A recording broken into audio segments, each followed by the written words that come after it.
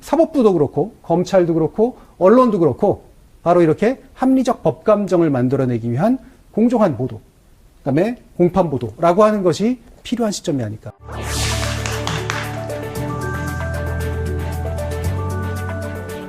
자, 오늘 이야기는 이제 언론과 검찰 그리고 언론과 재판에 관련된 그런 이야기를 함께 나눠보려고 하는데요. 다 어려운 이야기들입니다. 그러니까 판결이라든가 재판이라든가 이런 것들 굉장히 법적 전문성을 필요로 하는 것들이고 이거를 대중들이 이해하기란 상당히 어려운 일이고요. 이 과정에서 이제 언론이 조력자 역할을 해야 되는데 그 조력자 역할이 잘못되었을 때 대중들의 인식에도 굉장히 심각한 영향을 미치고 그다음에 재판이나 판결 과정에서도 일정한 부정적인 영향이 충분히 있을 수 있다라고 하는 측면들을 함께 이야기 한번 나눠보도록 하겠습니다.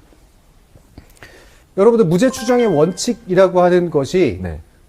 그냥 원칙적으로 들리지만 네. 체감되세요? 왜 그래야 되는가에 대해서? 형법에 보면은 99명의 살인자를 풀어주는 한이 있더라도 무고한 한 사람을 잡아넣어서는 안 된다. 네.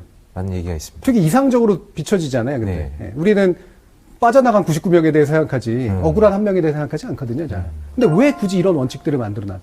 법대잖아요. 네.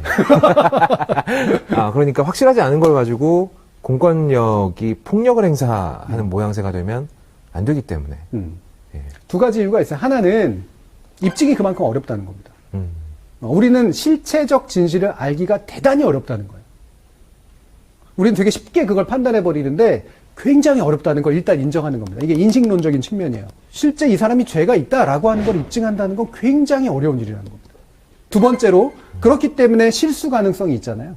죄를 진 자를 풀어줄 가능성과 죄를 안 진 자를 잡아가둘 가능성, 이 두 가지 가능성이 늘 경쟁해요. 근데 이 두 가지 가능성을 동등하게 취급하지 않고 어떻게 취급하고 있어요?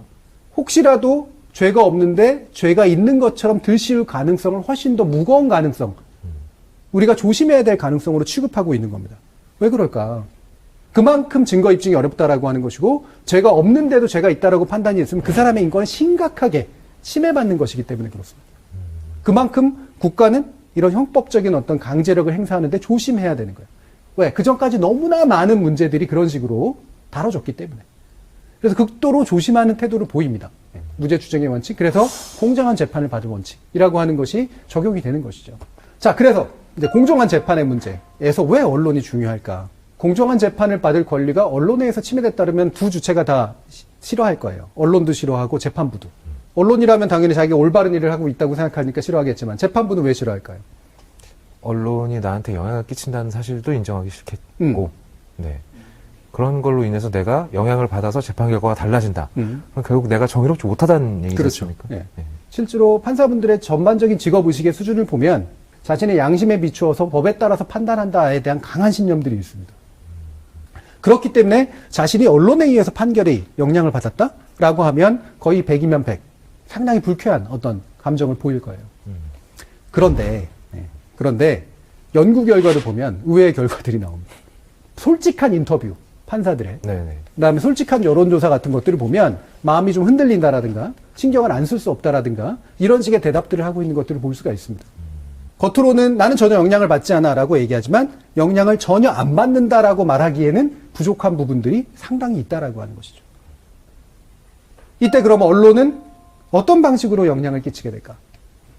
여러분들이 아무리 똑똑한 분들이고 굉장히 많이 공부한 분들이고 경험을 많이 가지고 있는 분들이라고 하더라도요. 결국 얘기 듣다 보면 그래. 그래서 결론이 뭐야? 두 줄 요약, 세 줄 요약 이런 거 많이 하는 이유가 뭐예요? 결과적으로는 요체를 찾으려고 하는 거예요. 도식화시키고 단순화시킵니다. 결국 잘못했다는 거야? 아니었다는 거야? 결국 뭐가 문제라는 거야? 이거죠. 예. 궁극적인 판단에 영향을 미치는 건 결국은 줄여서 압축해가지고 나오게 된다라고 하는 겁니다. 이 도식적 판단이라고 하는 것이 인간이 가지고 있는 기본적인 인식의 구조이기 때문에 제 아무리 판사를 사실 마찬가지입니다. 결국은 단순화시키는 과정에서 생기는 어떤 오류가 충분히 있을 수 있고 이 단순화를 제일 잘하는 게 바로 언론이죠. 언론 스스로도 이해하기가 어려우니까 단순화시켜서 도식을 쓰게 된다라고 하는 겁니다. 기소된 것이 확률적으로 유죄 판결을 받았던 경우들이 굉장히 많으니까 기소가 되면 일단은 얘는 죄가 있는 사람이야 라고 하는 인식이 굉장히 강하다는 겁니다. 언론도 그렇고 사실은 검찰도 그렇고요. 무리하게 수사를 하거나 무리하게 취재를 해서 이른바 빼박 증거를 딱 눈앞에 보이면 이겼다라고 끝나버려요. 상당히 많은 부분에서.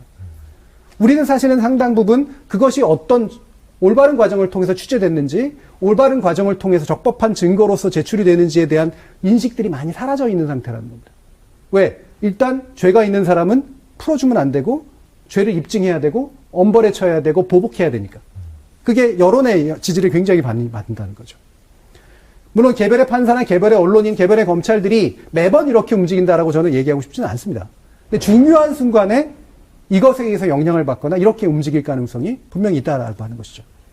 그 증거의 개별의 사실성을 따지기보다, 그리고 적법하게 획득된지를 따지기보다 이른바 빼박 증거라고 느껴지는 것이 나오면, 또는 그렇게 인식이 되면 그게 이미 사람들의 마음에 영향을 끼쳐버린다 이거죠. 우리가 지금까지의 검찰의 검찰발 언론 보도라든가 재판에 관련된 보도들을 들어보면 대부분 이러한 도식으로 움직이고 있다는 게 보입니다. 실제로 경찰에서 기소 과정에서 또는 흘리기식의 보도라든가 아니면 기소 이후의 재판 과정에서 보도된 것들도 보면 무리하게 채택된 증거들이 굉장히 많아요. 근데 무리하게 채택된 증거들은 상당 부분 보도가 일어납니다. 왜냐하면 굉장히 자극적으로 유죄를 입증해 보이는 것들이기 때문에요. 그리고 우리 머릿속에서 그냥 사라져요. 인식이 남습니다. 죄에 대한 확증적 인식이 남는 거죠. 그 중에 상당 부분이 무리했고 상당 부분이 사실이 아니었다라고 하는 것이 나타난다고 하더라도 우리는 마음속에 이미 태도가 결정되어 버리는 겁니다. 죄를 진자. 그게 이제 부정적인 인식 같은 것들이 남아있는 거죠. 우리가 생각해 봐야 될 것은요. 한국 사회에서 그럼 필요한 것이 뭘까? 사법에 대한 신뢰는 더 이상 판사의 어떤 전문성에 대한 믿음을 가져달라라고 얘기하거나 강요하는 방식으로서, 다시 말하면 폐쇄적인 방식으로서 얻어지는 것이 아니라 공개하고 그다음에 합리적 공방을 거쳐서 그것이 실질적인 법감정과 실질적인 법적 판단의 일치를 계속해서 높이는 그런 과정으로 가야 된다. 이게 현재 사법에 대한 불신을 깨는 데 있어서 굉장히 중요한 요소라는 거고, 그 과정 자체가 충분히 공유되는 과정이어야 한다는 거죠. 두 번째로 그 과정에서 그러니까 언론이 더 중요한 역할을 해야 된다는 겁니다. 법적으로 훈련된 기자들이 이 사건의 실체를 좀 더 같이 알아가는 방향으로 보도를 해준다면 그게 현재 있는 사법에 대한 불신도 많이 깨지고 공정한 재판이 촉진되도록 만드는데 상당히 도움을 줄 수 있을 거라는 겁니다.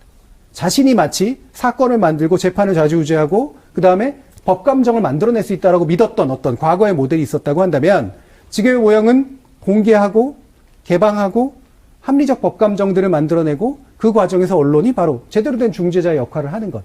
이 길이 지금 놓여져 있다라는 겁니다. 사법부도 그렇고 검찰도 그렇고 언론도 그렇고 바로 이렇게 합리적 법감정을 만들어내기 위한 공정한 보도, 그다음에 공판 보도라고 하는 것이 필요한 시점이 아닐까. 저는 최근에 언론들이 이와 같은 보도에, 과거에도 법정 보도라든가 검찰 관련 보도는 되게 문제가 많았지만 최근에 자꾸 이와 같은 보도들이 더 눈에 띄는 이유는 언론의 영향력이 줄어들고 있는 것에 대한 반증이라고 봐요. 자신의 힘을 과시할 수 있고 자신의 영향력을 과시할 수 있는 방법이 몇 개 안 남은 거죠. 정보적으로 폐쇄적인 정보를 얻을 수 있는 루트, 검찰이라는 루트. 사람들이 잘 모르니까, 법이라는 게 어려우니까 생기는 어떤 장벽, 진입장벽, 굉장히 엄벌을 물을 수 있는 영향력의 쾌감. 이런 것들에 집중하면서 사실 자신의 힘을 과시하고 싶은 욕망이 현재 과도한 검찰발 언론 보도, 그 다음에 그릇된 법정 보도를 만들어내는 데 있어서 굉장히 중요한 심리적 동력이 되고 있는 게 아닌가. 하지만 제가 누누이 얘기했지만 점점 약해지고 있는 어떤 힘 중에 자꾸 과시할 수 있는 힘을 쫓다 보면 결과적으로 스스로가 바로 개혁의 대상이 될 수밖에 없는 상태에 이르게 된다라는 겁니다. 이건 사법부도 마찬가지고 검찰도 마찬가지고 언론도 마찬가지라는 것이죠. 재판이 진행되는 것에 관련된 그런 법정만 존재하는 것이 아닙니다. 여론의 법정이 있고 그 여론을 만들어내는 언론의 법정이라고 하는 것이 있습니다. 여기서 언론은 어떤 역할들을 해야 될까요? 여러분들은 언론의 법정에서 어떤 자리를 차지하고 있습니까?